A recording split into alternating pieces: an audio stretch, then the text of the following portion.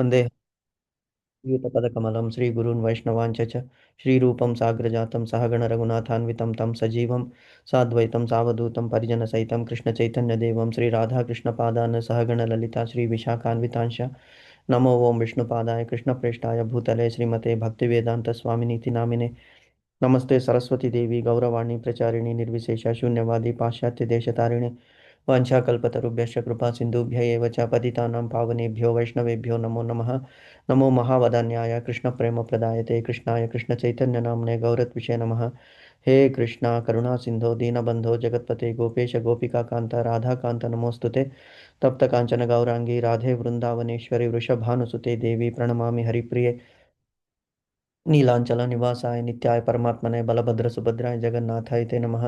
जय श्री कृष्ण चैतन्य प्रभु नित्यानंद श्री अद्वैत गदाधर श्रीवासादि गौर भक्तवृंद। हरे कृष्णा कृष्ण कृष्ण हरे हरे हरे राम राम राम हरे हरे। हरे Krishna Krishna Krishna Hare Hare Ram Ram Hare Hare.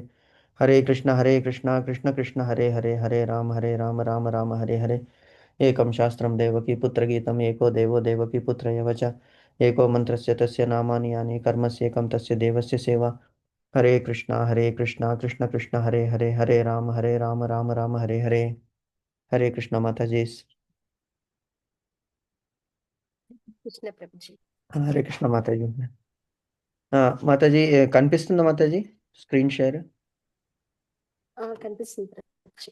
Okay Mataji. So మనము 4.19లో ఉన్నట్టున్నాము. 4th chapter 19th శ్లోకమా అంతేనా? చూద్దాం ఒకసారి. అవును.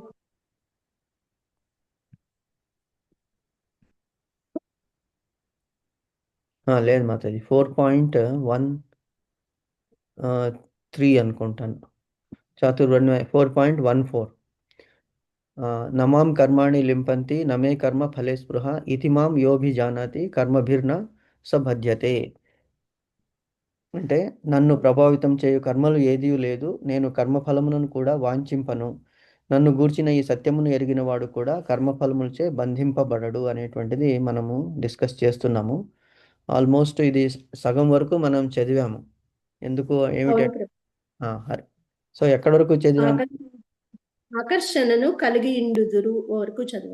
ఏ విధమైన ఆకర్షణను ఎన్నడూ కలిగి ఉండడు. కరెక్ట్. ఎందుకంటే కృష్ణ భావనామృతంలో మనం ఒకసారి వచ్చేసినప్పుడు ఇంక మిగతావన్నీ ప్రాపంచిక సుఖాలు, ప్రాపంచిక డిజైర్స్, మెటీరియల్ డిజైర్స్ అనేటువంటిది చాలా తుచ్చంగా అనిపిస్తుంది. కాబట్టి మెయిన్ గోల్ ఏమిటి? కృష్ణ భావనామృతంలో శ్రీకృష్ణుని మనం చేరుకోవడం. ఎందుకు?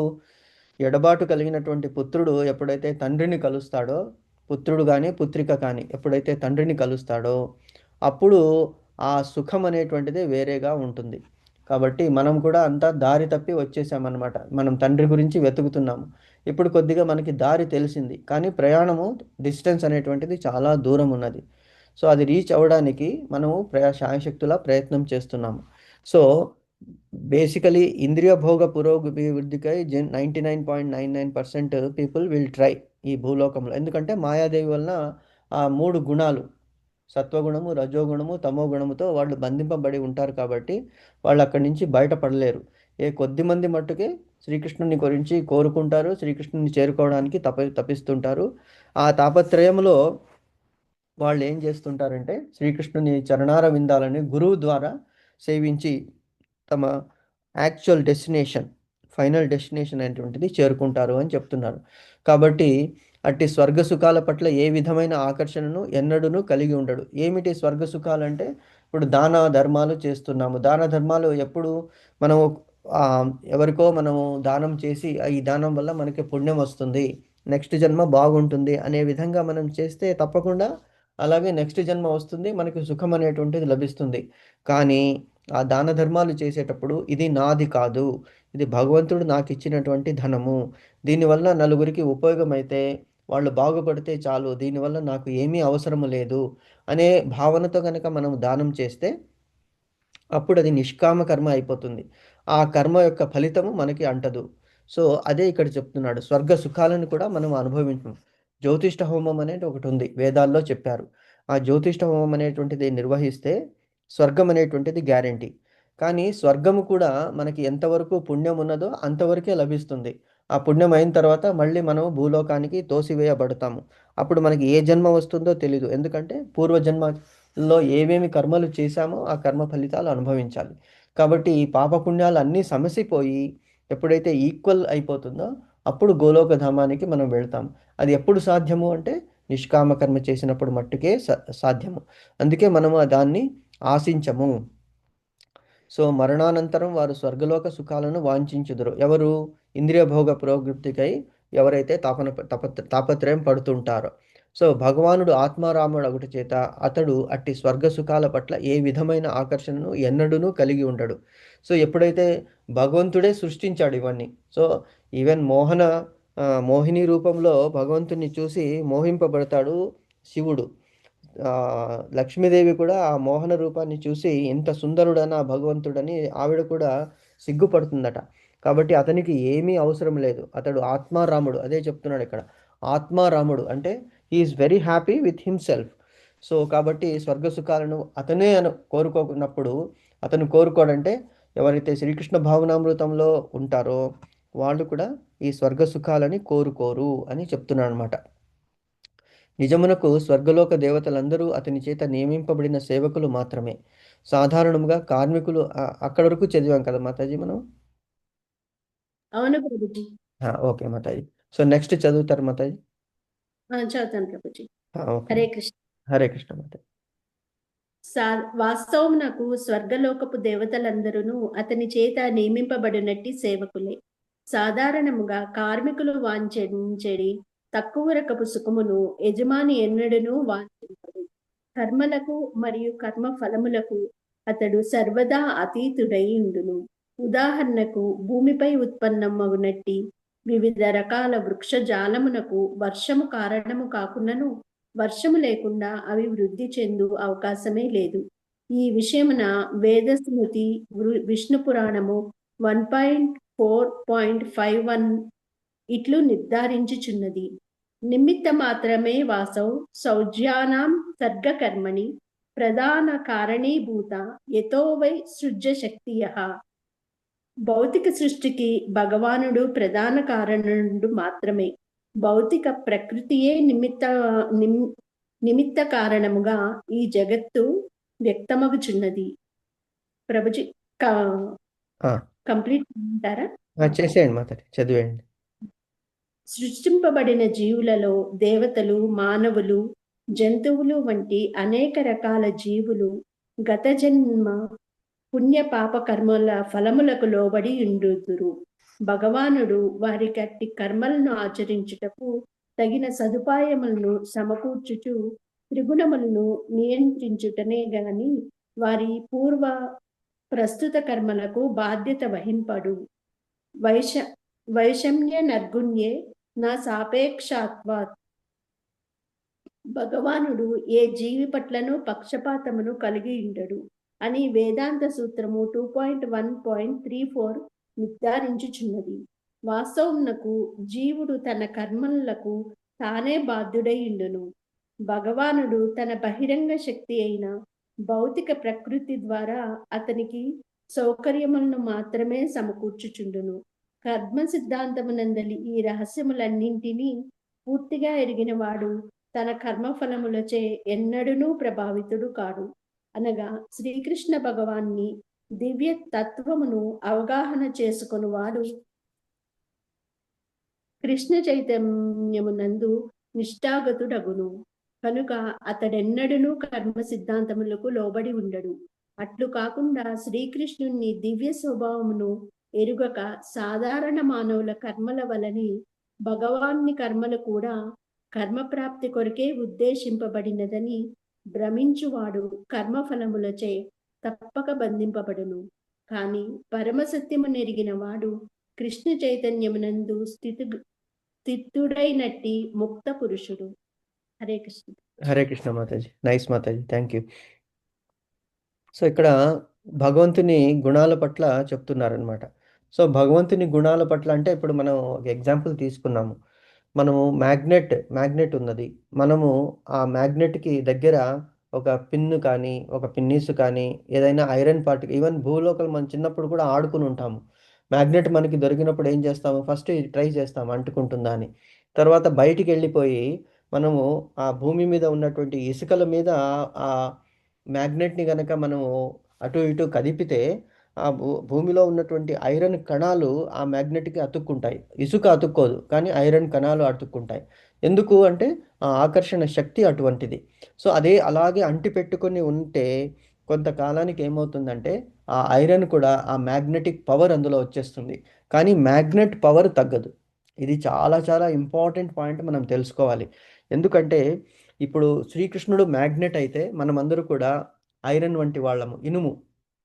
ఆ ఇనుము మీద మనకి తుప్పు పట్టిపోయింది. సో ఈ తుప్పుని మనము ఏం చేస్తున్నామంటే ఈ కృష్ణ భావనామృతం ద్వారా చదవడం ద్వారా కృష్ణుని నామ రూప గుణ లీలలను మనము తలుచుకుంటూ ఉన్నాము.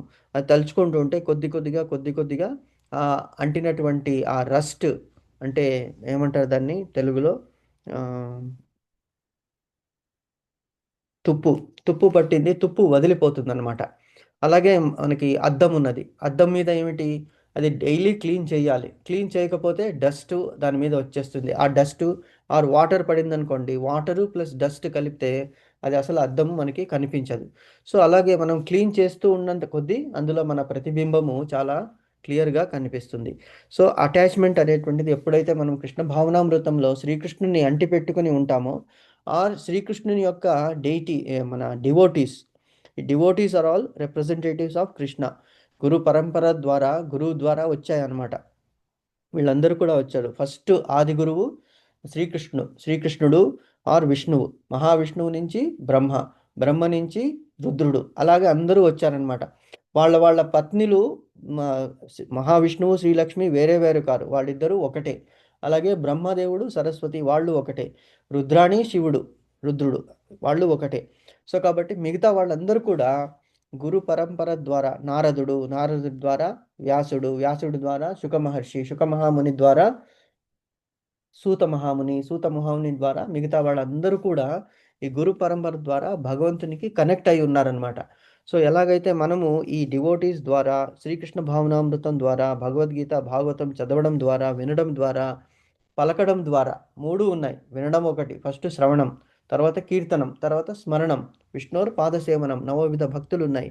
సో ఇది మనం చేసుకుంటూ వెళితే స్లోలీ ఒక్కొక్క స్టెప్ మనం ఎక్కుతూ వెళ్తాం అన్నమాట. So that means destination will become very easy. అలాగే మనకి గురువు దొరికాడు అనుకోండి, అప్పుడు ప్రతిరోజు స్టెప్ ఎక్కాల్సిన అవసరం లేదు, డైరెక్ట్గా లిఫ్ట్ దొరికిపోతుంది. ఆ లిఫ్ట్ నుంచి ప్రయాణం అనేటువంటిది ఫాస్ట్గా అయిపోతుంది. సో అదే చెప్తున్నాడు. సో భగవంతుడు ఆత్మారాముడు కాబట్టి అతనికి ఈ స్వర్గ సుఖాలు అవసరం లేదు. సో స్వర్గంలో దేవతలందరూ కూడా అతనిచే నియమింపబడిన సేవకులు మాత్రమే. This point is very important. So ఎవరు మనం ఏ దేవుణ్ణి ప్రార్థిస్తున్నా, ఏ దేవతలని ప్రార్థిస్తున్నా కూడా వాళ్ళలో ఉన్నటువంటి శ్రీకృష్ణుని, అంతర్గతుడైనటువంటి శ్రీకృష్ణుని ద్వారా వాళ్ళకి ఈ మహిమ ఉన్నది అని చెప్పి ప్రార్థించాలన్నమాట. సో ఓన్లీ శ్రీకృష్ణుడు, విష్ణు రూపాలు మట్టుకు స్వయం ప్రపత్తులు, అంటే వాళ్ళు స్వాంశ రూపులు అనమాట. శ్రీకృష్ణులో ఎంత పొటెన్సీ ఉందో మిగతా విష్ణు రూపాల్లో కూడా సేమ్ పొటెన్సీ ఉన్నదనమాట. సో వాళ్ళని మనం ప్రార్థించడం చేత మనకి ఈ ఆ, భౌతిక స్వర్గ సుఖాల పట్ల మనకి ఏమిటి వైరాగ్యం అనేటువంటిది కలుగుతుంది. ఎప్పుడు మనకి వైరాగ్యం అంటే డిటాచ్మెంట్, వీతరాగ భయక్రోధ అన్నాడు ఇంతకు ముందు శ్లోకంలో.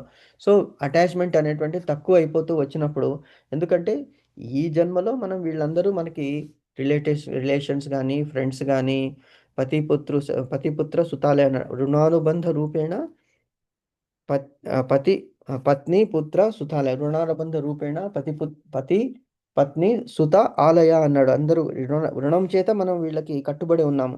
కానీ ఆత్మ అనేటువంటిది ఫ్రీ. ఆత్మ ఈజ్ కనెక్టెడ్ టు పరమాత్మ. సో అది మనం తెలుసుకుంటాము. సో ఈ దేవతలందరూ కూడా మనం వాళ్ళని సేవించినప్పటికీ అందులో దేవతల్లో ఉన్నటువంటి శ్రీకృష్ణుడు ఉన్నాడు అని చెప్పేసి మనం తలుచుకోవాలి. ఎలాగంటే ఒకసారి ఈ దక్ష ప్రజాపతి యజ్ఞం చేస్తూ ఉంటాడు. దక్ష ప్రజాపతి అంటే శ్రీకృష్ణుని మన బ్రహ్మదేవుని యొక్క పుత్రుడు, మానస పుత్రుడు దక్ష ప్రజాపతి. సో అతనికి సృష్టి కార్యాన్ని చేయించాలని అతనికే ప్రజాపతి అనేటువంటి బిరుదు కూడా వస్తుంది. అతడు ఏం చేస్తాడంటే ఒకరోజు యజ్ఞానికి అందరినీ ఆహ్వానిస్తాడు. పెద్ద యజ్ఞం చేస్తుంటాడు. అందులో అందరూ వచ్చేస్తారు. శివుడు, బ్రహ్మదేవుడు, మిగతా దేవతలందరూ కూడా వచ్చుంటారు. కానీ విష్ణువు మట్టుకు అక్కడ వచ్చి ఉండడనమాట. సో, ఈ నార్మల్‌గా ఏం చేస్తారంటే ఇప్పుడు మనం పార్టీస్‌కి వెళ్తుంటాం. ఎవరైనా పార్టీస్‌కి ఇన్వైట్ చేసినప్పుడు మన ఇంటికి ఎవరైనా ఇన్వైట్ చేశామనుకోండి, అందులో చాలామంది ముందే వచ్చేస్తారు. ఆర్ టైంకొస్తారు. కానీ కొంతమంది వీఐపీస్ ఎలాగుంటుంది అంటే వాళ్ళు ఆల్మోస్ట్ ఇంకా ఆహ్, ఎండ్ అవుతుంది. ఆర్ మేబీ పార్టీ బిగిన్ అయిపోయింది. ఒక 20 minutes, 30 minutes, half an hour తర్వాత వాళ్ళొస్తారు ఎంట్రీ. అంటే అప్పుడేమిటి అందరూ వీళ్ళని పెద్దవాళ్ళుగా గుర్తించాలి, గౌరవం ఇవ్వాలి అనేటువంటి ఉద్దేశ్యంతో. కావాలనే లేట్ చేసుకుంటూ వస్తారు. మీరు చూడండి ఏదైనా సభకి మనం చీఫ్ గెస్ట్‌ని ఇన్వైట్ చేశామంటే, చీఫ్ గెస్ట్ ఫస్ట్ రాడు. మిగతా వాళ్ళందరూ వచ్చిన తర్వాత అప్పుడు వచ్చారా అని తెలుసుకొని అప్పుడొస్తాడు. సో, ఎందుకంటే వీళ్ళలో అటువంటి అహం అనేటువంటిది ఉంటుందన్నమాట. సో, అలాగే దక్ష ప్రజాపతి ఒకరోజు ఈ యజ్ఞాలకి అందరినీ పిలిపించి, అందరూ వచ్చిన తర్వాత తను వచ్చాడనమాట. వచ్చినప్పుడు అందరూ లేచి నిలబడ్డారు. కానీ బ్రహ్మదేవుడు, శివుడు వీళ్ళిద్దరూ నిలబడలేదు.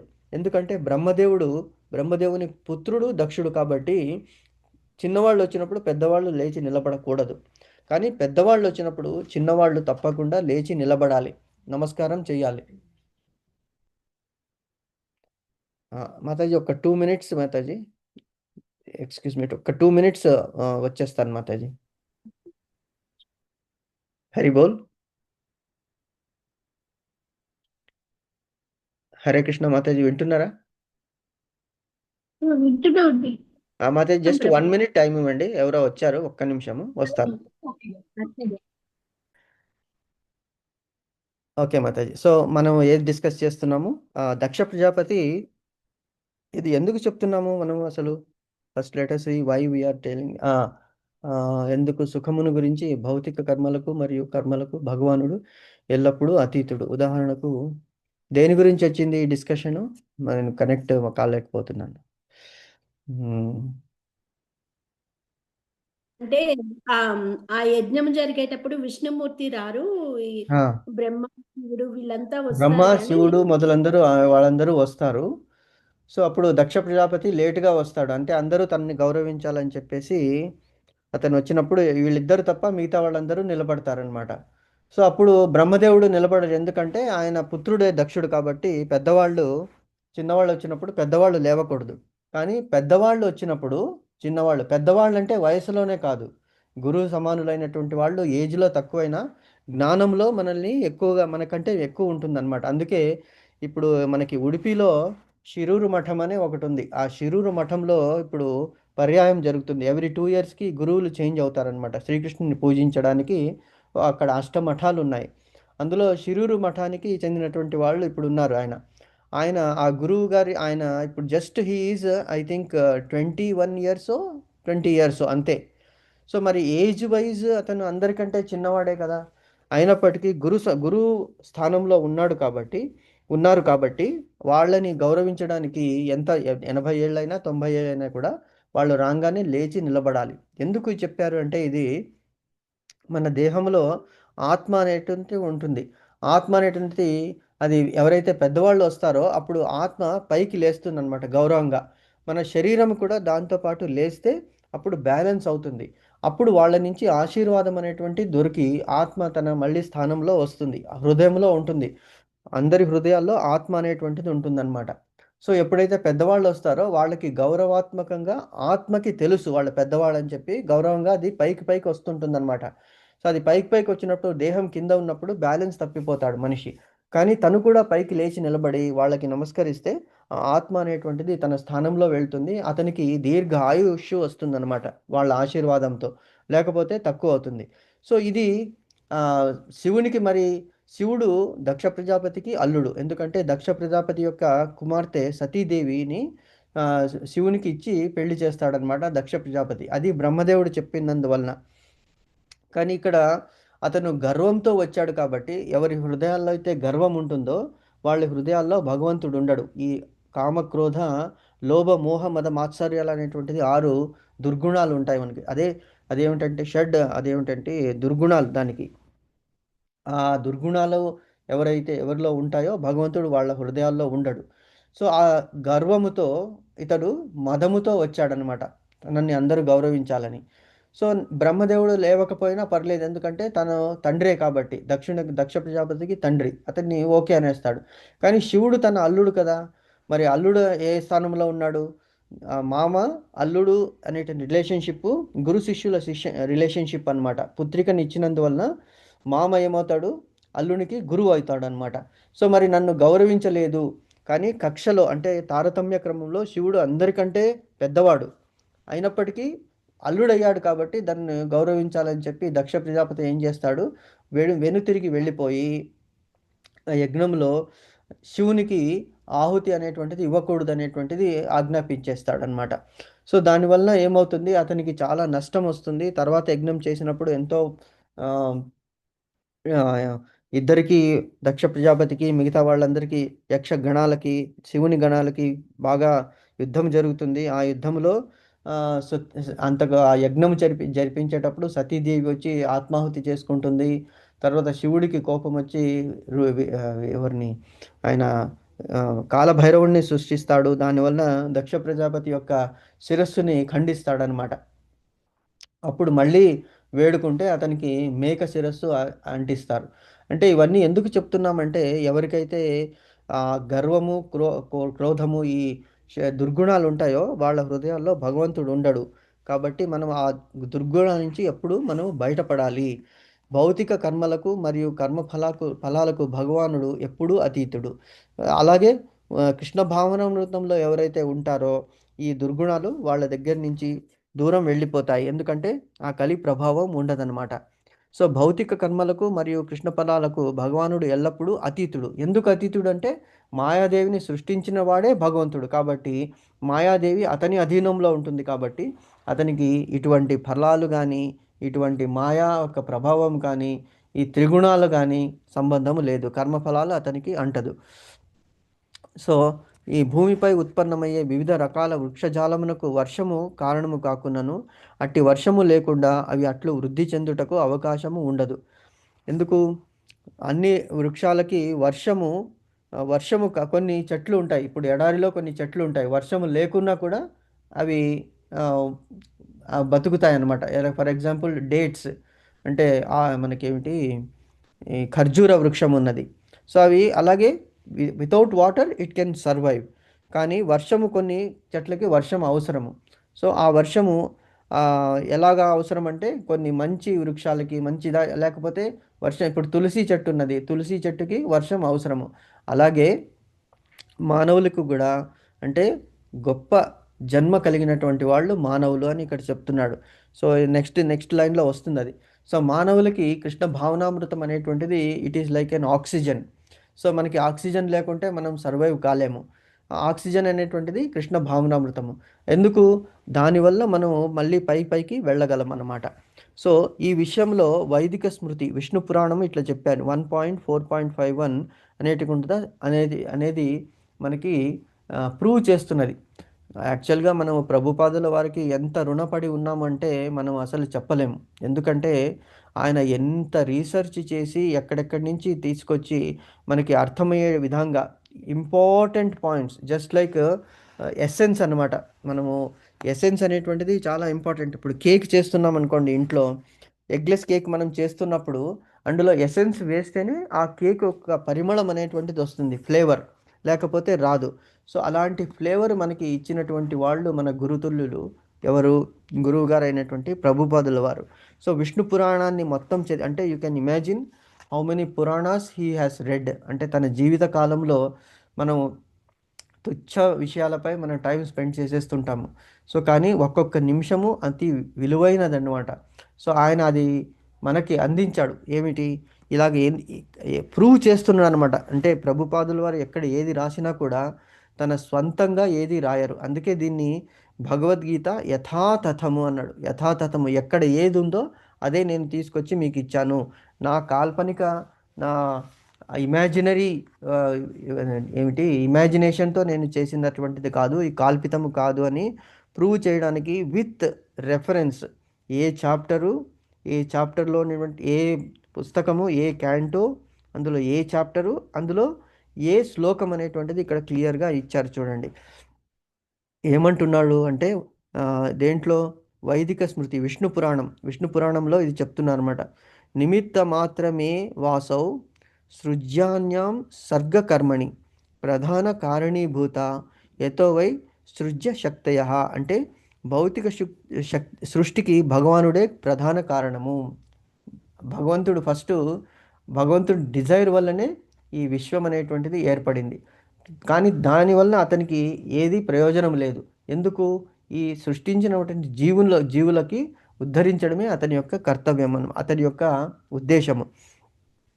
భౌతిక ప్రకృతియే నిమిత్త కారణముగా ఈ జగత్తు సృష్టించబడుచుండండి. ఫస్ట్ భగవంతుడు ఈ మహత్తత్వాన్ని అనేటువంటిది సృష్టించి భౌతిక ప్రకృతిని సృష్టించాడనమాట భగవంతుడు. తర్వాత ఏం చేశాడు? సృష్టించబడిన జీవులలో దేవతలు ఫస్ట్ బ్రహ్మదేవుడి నుంచి రుద్రుడు, అలాగే బ్రహ్మదేవుడి నుంచి అతని మానసపుత్రులు, అలాగే ప్రజాపతులు, వీళ్ళందరూ కూడా సృష్టింపబడ్డారు. Because God decide, Krishna decide that ఈ జీవులని సృష్టించాలి. అది ఆ కర్తవ్యాన్ని బ్రహ్మదేవునికి ఒప్పించాడనమాట. అలాగే పాలించడానికి విష్ణువు, తర్వాత లయ లయ అనేటువంటిది రెండు కూడా వస్తాయి. ప్రళయం అనేటువంటిది వస్తుంది. లయ అంటే మన దుఃఖాలని నాశనం చేయడానికి కూడా వస్తుందన్నమాట. అది శివుడు వెంటనే మన దుఃఖాలకి కారణాలు, మన దుఃఖాలను కూడా అందుకే అతనికి ఏమన్నాడంటే ఆశుతోష్ ఆశుతోష్ అనేటువంటి పేరు ఉన్నది శివునికి. ఈ ఈ పేరు, ఈ నామము వెస్ట్ బెంగాల్లో చాలామంది పెట్టుకుంటారు. ఆశుతోషుడు అంటే వెంటనే మన కోరికలని, ఈ భౌతిక కోరికలని సిద్ధింపచేస్తాడు శివుడు. బట్ ఈ భౌతిక కోరికలన్నీ కూడా టెంపరీ అని మనం తెలుసుకుంటాము, ఎవరు? కృష్ణ భావనామృతంలో ఉన్నటువంటి వాళ్ళు. సో సృష్టించబడిన జీవులలో దేవతలు, మానవులు, అల్ప జంతువుల వంటి అనేక రకాల జీవులు తమ గత జన్మ పాప పుణ్య కర్మాలకు లోబడి ఉందురు. అల్ప జంతువులు అన్నాడు చూడండి. మానవులు అల్ప జంతువుల్లో రాడు. మానవుడు ఉన్నతమైనటువంటి, he is an animal, social animal, but he is not అల్ప జంతువు. He is not a very low category జంతువు. లైక్ ఎలాగా ఒక కుక్క అనేటువంటిది ఉన్నది, కుక్కని కూడా మనం అల్ప జంతువుల కేటగిరీలో, అలాగే పంది ఉన్నది, ఇవన్నీ కూడా అల్ప జంతువులు అనమాట. కానీ దేవతలు సృష్టించబడిన హయ్యెస్ట్ పీక్ ఈజ్ దేవతలు. అలాగే యక్షులు, గంధర్వులు, విద్యాధరులు, చారణులు, వీళ్ళందరూ కూడా హయ్యెస్ట్ కేటగిరీలో వస్తారనమాట. నెక్స్ట్ మానవుల తర్వాత జంతువులు. అందుకే మానవుడు నేరుగా నిలబడి ఉంటాడు. మిగతా జంతువులందరూ భూమి మీద పాకుతూ ఉంటాయి. దాన్నే తిర్యక్ అంటారు. తిర్యక్ అంటే వాళ్ళ వెన్నెముక ఎలాగుంటుంది? భూమికి సమాంతరంగా ఉంటుంది. కేవలం మానవుడికి మట్టుకే మన వెన్నెముక స్ట్రైట్గా ఉంటుంది, నిలబడి ఉంటాం మనము. సో అందుకే మనము సృష్టిలో అతి ఇంపార్టెంట్, సృష్టిలో మనకి మానవులే గొప్పవాళ్ళు. ఈవెన్ దేవతలు కూడా మానవుల మీద అప్పుడప్పుడు అసూయ పడుతుంటారు. ఎందుకంటే దేవతా కాలం ముగిసిన తర్వాత మళ్ళీ వాళ్ళు ఏదో జన్మ తీసుకోవాలి. కానీ వాళ్ళకి డైరెక్ట్గా స్వర్గానికి వెళ్ళలేరు. వాళ్ళు స్వర్గం కాదు, వైకుంఠానికి గోలోకధామానికి వెళ్ళలేరు. కేవలం మానవులే ఈ కష్ట సుఖాలని అనుభవించి పాపపుణ్యాలని సమాంతరం చేసుకుని గోలోకధామానికి వెళ్ళడానికి ఎలిజిబిలిటీ వస్తుంది. కాబట్టే మానవుల మీద దేవతలు కూడా అసూయ పడుతుంటారట.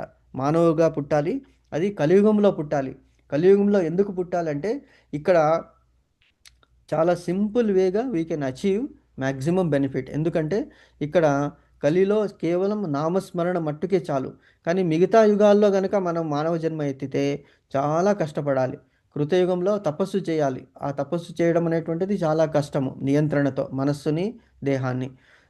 అలాగే త్రేతాయుగంలో మనం గుళ్ళు, గోపురాలు, దానాలు, యజ్ఞాలు చేయాలి. సో అలాగ ఒక్కొక్క యుగానికి ఒక్కొక్క కండిషన్ ఉన్నదన్నమాట. కేవలం కలియుగంలో ఏ కండిషను లేదు. ఎటువంటి స్థితిలో అయినా కూడా భగవన్ నామస్మరణ చేసినంత మాత్రాన మనకి ముక్తి అనేటువంటిది వస్తుంది. గోలోకధామానికి అతి చేరువలో మనము వెళ్ళిపోతాము. అదే ఈ మనకి ఉన్నటువంటి అత్యున్నతమైనటువంటి బెనిఫిట్ అన్నమాట ఈ కలియుగంలో. సో ఇక్కడ చెప్తున్నాడు ఏమిటి? భగవంతుడు గత జన్మ పాప పుణ్య కర్మ ఫలాలకు లోబడి ఉండరు అందరూ. అంటే జీవులలో అందరూ కూడా కర్మఫలాలకి అనుభవించాలి, తప్పదు. అది ఏ కర్మ ఉండొచ్చు? ఒకటి ప్రారబ్ధ కర్మ. ప్రారబ్ధ అంటే ఇంతకు ముందు చేసినటువంటిది. తర్వాత సంచిత కర్మ. సంచిత అంటే ఇప్పుడు మనం చేస్తున్నాము. మనకి తెలిసి కూడా ఒక్కొక్కసారి తప్పు చేస్తాము. ఎందుకు? విధి లేదు. పర్లేదండి, ఏం చేస్తామండి అని. అంటే మనల్ని మనమే ఎక్స్క్యూజ్ చేసేసుకుంటున్నాము.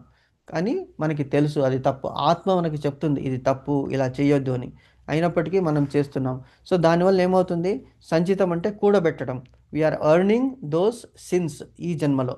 సో ప్రారబ్ధ కర్మలు ఆల్రెడీ ఉన్నాయి, అవి ఏమో మనకి తెలీదు. సంచిత కర్మలు మనం తెలిసి కూడా తప్పు చేస్తున్నాము. సో దానివల్ల మనం మళ్ళీ జన్మ ఎత్తి ఆ కర్మ ఫలాలు అనుభవించాలి.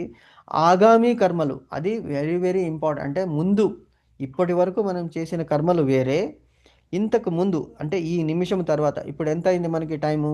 లెటెస్ సే 9:44 ఇక్కడ. అంటే మీకు ఎంత అయింది ఇండియాలో? మేబీ 8:54 అయి ఉండొచ్చు, అంతేనా? 9:59. 9:15 అయింది. సో ఈ 9:15 వరకు మనం ఏం కర్మలు చేశామో ఆ కర్మలు సంచిత కర్మలు అయిపోతాయి. 9:15 తర్వాత మనం ఏదో కర్మలు చేస్తుంటాము. అవి ఏమవుతాయి?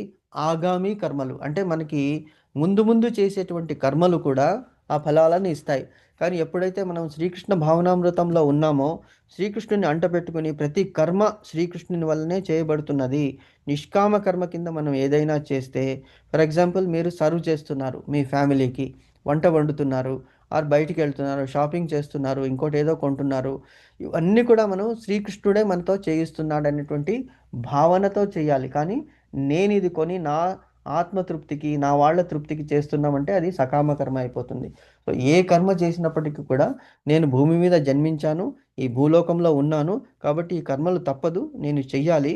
కానీ చేయిస్తున్నదంతా కృష్ణుడు, ఇవంతా కూడా కృష్ణునికే అంకితం అని భావనతో కనుక మనం చేస్తే ఆ కర్మలు అంటే ఆగామి కర్మలు అవుతాయి. ఆ ఆగామి కర్మలు నిష్కామ కర్మలు అవుతాయి. ఆ కర్మ యొక్క ఫలితాలు మనం అనుభవించాల్సిన అవసరం లేదు. భగవంతుడు గనక మనల్ని దయదలిస్తే ఆయన అపరోక్ష జ్ఞానం, అంటే భగవంతుడు మనకి కనిపించవచ్చు, ఈ జన్మలోనే కనిపించవచ్చు. ఎంతోమంది మీరంతా పుణ్యం చేసుకున్నారు. సో తప్పకుండా మీకు ఆ సాధన వల్ల భగవంతుడు గనక కనిపించాడంటే, కనిపించడం అంటే ఎంత జస్ట్ లైక్ ఏ ఫ్లాష్.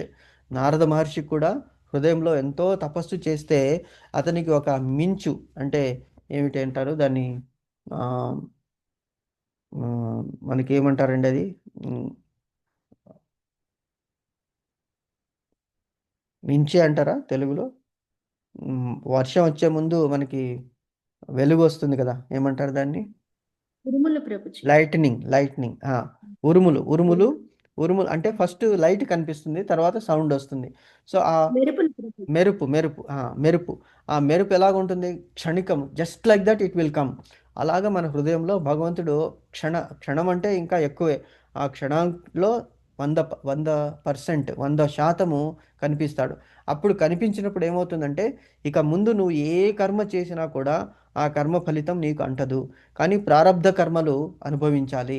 సంచిత కర్మలు అంటే ఇప్పుడు చేస్తున్న కర్మల్ని చాలా తక్కువ చేసేస్తాను అని భగవంతుడు అంటాడనమాట. సో అలాగా అపరోక్ష జ్ఞానం అంటే భగవంతుని దర్శనం అయినప్పుడు ఈ కర్మ ఫలితాలు మనకి అంటవు. సో ఆ, కానీ మనం చేసుకున్న ప్రారబ్ధ సంచిత కర్మలు అనుభవించాలి.